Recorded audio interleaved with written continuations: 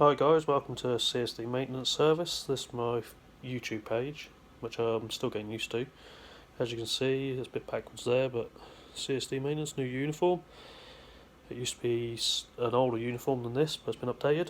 And now we're doing a bit of a review on the Mormon mop and Mormon flip pad. Right, back again. So my thoughts about the Mormon mop. Mostly it's alright, but I've noticed a few things that some other people said. You get a bit of a knotting and a bit of sort of splodgy bit, or like rug sort of style. The scrubbers at the ends, there's nothing left to them really. Velcros are working alright so far, no fraying on them. And the flip pad. Everything's alright until I got to this point. Is it this point? Yep. And this point it seems like it's all disappeared. For some reason all the fibres have just disappeared. But then when I get to this point, no problems.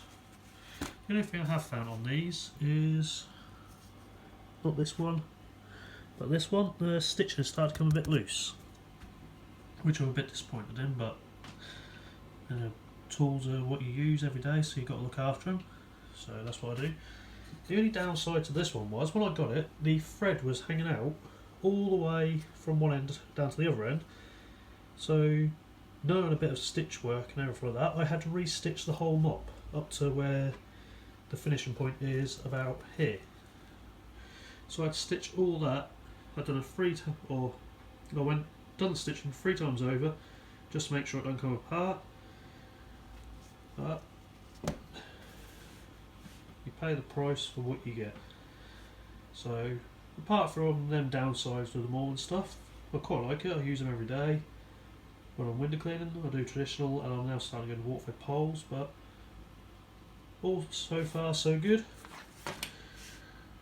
And forgot what to say now. Oops. Thanks for watching, and don't forget to give us a like, subscribe and comment on our Facebook page and also on our YouTube page. Thanks for watching.